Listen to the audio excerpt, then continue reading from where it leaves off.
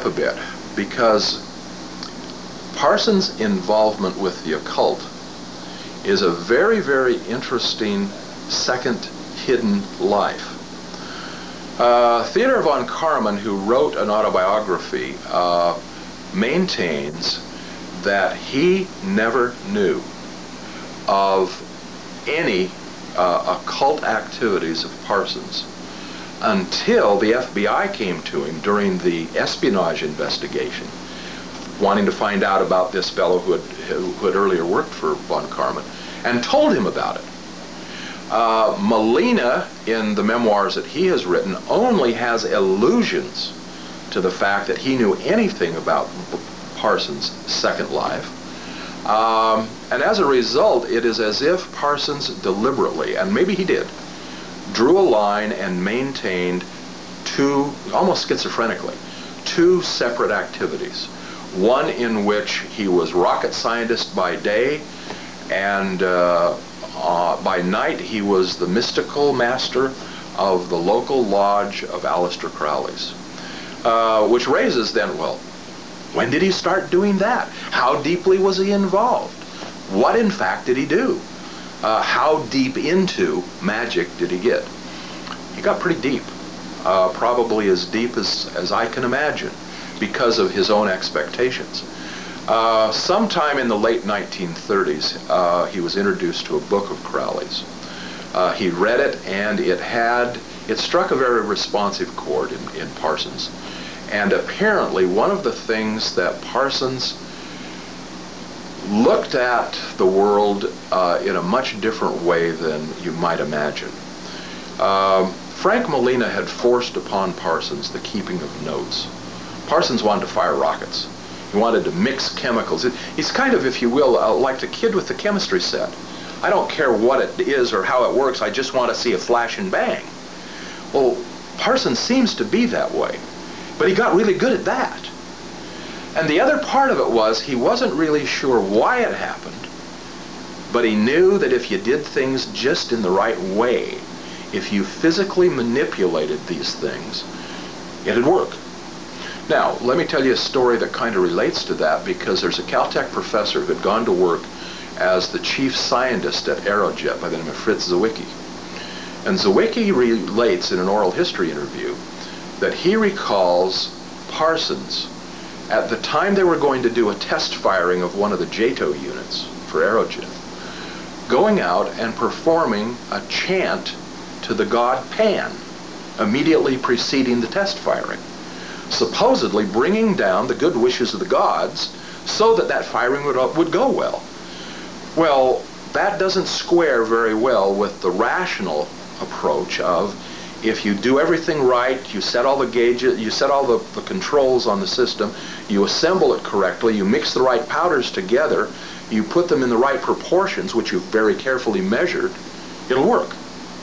It's as if Parsons was left with a void in the way he dealt with the physical world that he was a part of, that he could not control, and the way to control it was to turn to magic or mysticism. Now then the question arises, well, how deep did he get into this? How serious was he about this? Well, he's pretty serious. The lodge that was established here in Pasadena of the Order Templar Orientalis, the OTO, which was an organization of Aleister Crowley's. Crowley's from England. It's a long story about who he is. He saw himself as the evilest man in the world. This wasn't a nice place. This wasn't a place where you took your children.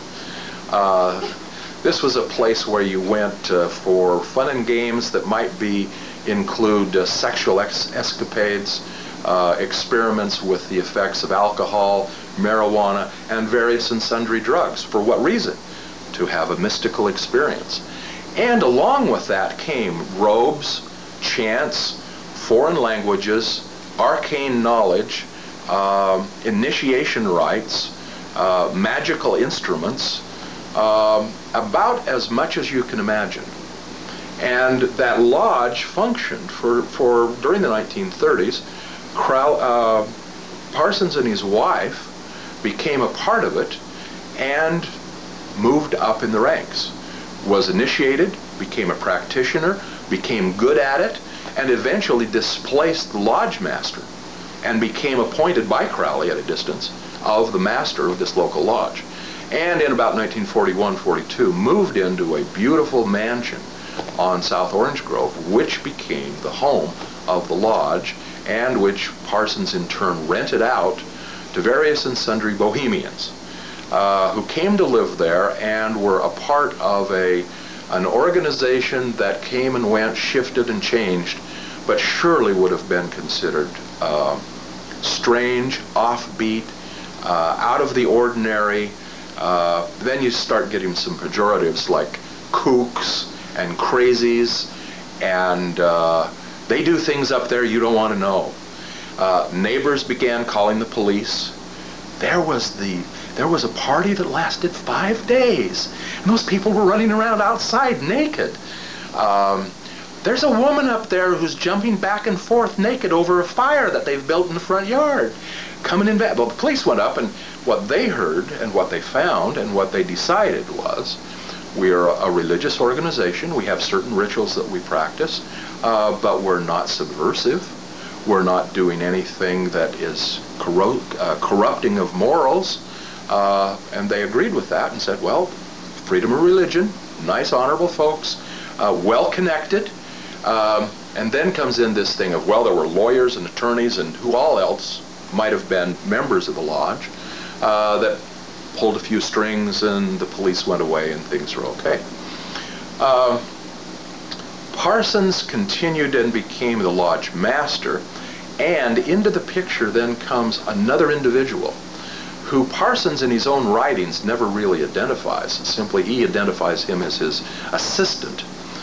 And Parsons decides to try to do something that Aleister Crowley had suggested, that is based upon a very high level of magic, and that is to sire a so-called moonchild by calling upon the whore of Babylon, as talked about in the book of Revelations, through sexual relations with a woman in a ritual setting. And that is, and we don't have time to go into the details of all of this, nor do I understand all of it. Nevertheless, Parsons and his assistant, who has later been identified as the founder of Scientology, L. Ron Hubbard, perform in between January and March of 1946 what has come to be called the Babylon Working, where a series of mystical activities are carried out. The goddess Babylon is called down, appears and talks to and influences Parsons, and a sexual union occurs with a woman who turns up on Parsons' doorstep. His first wife by this time has run off with the first Grand Master of the Lodge. His second wife, her sister, has been commandeered by his assistant, L. Ron Hubbard. And now this third woman, a woman by the name of Marjorie Cameron, turns up, and Parsons becomes enamored with her. Oh, interruption. In all of this, in March, I guess again cash flow is a little short.